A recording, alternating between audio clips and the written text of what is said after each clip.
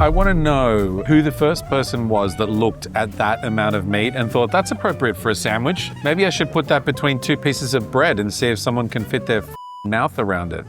So we're here at Sarge's Deli on 3rd Avenue in Manhattan. Why not Katz, some people say? Well, every time you go to Katz, you've got to wait in a line that's about as long as the goddamn block just to get a pastrami on rye. And I'm not really about that. I've heard that Sarge's Deli is the bomb, so we're gonna try it out. It might be my last meal. It's very decadent.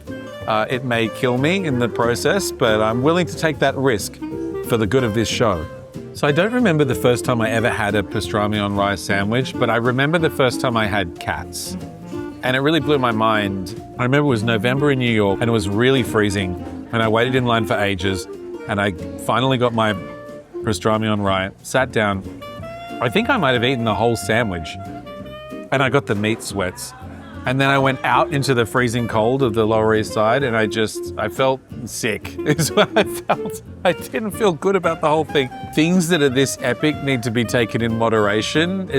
It's hard sometimes finding the point at which you have reached your maximum enjoyment without tipping off the edge into feeling horrible about yourself. So I do really like how you're given these pickles and a bit of slaw before anything even happens. This is quite a large sandwich, I'm not gonna lie. I mean, this is the kind of thing that you get from most delis, Katz included. It's so much meat that it should give me the sweats. I'm sweating already, it's hot outside. This is gonna take me to the absolute limit, but I really wanna dig in, I'm hungry, let's do it. Jesus Christ. I mean, my complaint is, you know, that which I have of many burgers just being too big to fit in your mouth. But it makes a statement. I think that's what it's doing. It's making a statement. And I accept its statement. I want to know who the first person was that looked at that amount of meat and thought, that's appropriate for a sandwich. Maybe I should put that between two pieces of bread and see if someone can fit their fucking mouth around it. But it was amazing. Was it amazing? Yes, it was amazing. Is it as good as Katz's? It's close. It's pretty close. And you know, for my money, or I should say my time, I think I'd come back here. Because look, I've stood outside Katz's in the freezing cold and in the sweltering heat, and it really colors the experience. I don't want to do that for half an hour and then sit inside with 500 assholes surrounding me while I enjoy my perfect pastrami on rye. I mean, the surroundings of this place are pretty cool. We came in here on Memorial Day and got a table real quick and sat down and had an amazing sandwich. And I think that's what life's about. It's about compromises. Sometimes you give up a little bit of something to make your experience a bit easier. And I think that's what this is. And there's not too many compromises being made, but a lot of advantages had. I'm always in two minds about finding foods that I really like because they make me so angry for many reasons. Sometimes it's just knowing that I'll never make it as good as that place does it. It's not good news when you eat one of the best things you've ever had in your life. Everybody thinks it's great. It's not. It's terrible. Everything's downhill from there. There's an important point here, which is that if I could replicate making this sandwich, I could never replicate the context. I could never replicate the diner, the feeling of being in that sort of like old world New York deli style place to sit down at a booth.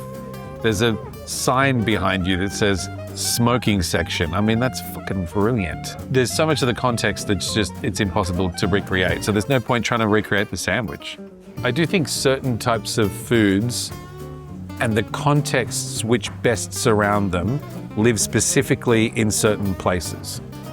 Like there's never going to be anything like having a cacio e pepe in Rome, right? Or there's never going to be anything like having jambon in Paris, but when you're walking down the street in Montmartre, you can't recreate that context in another city. And so the context actually exists only here, and some of the best people that do it are Sarges.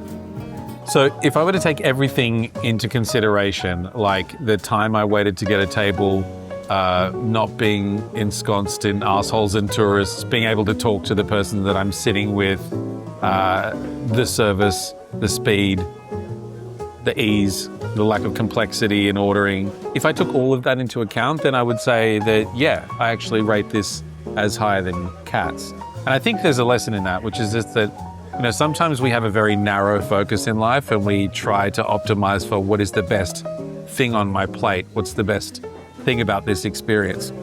When experiences by their very nature comprise of so much different context. It's not just the sandwich, it's the ambience, it's the service, it's the speed, it's the sounds that you can hear. It's the conversations you have with people as well that are downstream of that, I think. So, yeah, best pastrami on rye in New York City today. I was in a pickle before, but now I'm eating one. Sarge's Deli. Check it out.